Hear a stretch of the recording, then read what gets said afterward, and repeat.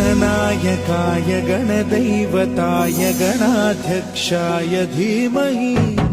गुणशरीराय गुणमण्डिताय गुणेशानाय धीमहि गुणातीताय गुणाधीशाय गुणप्रविष्टाय धीमहि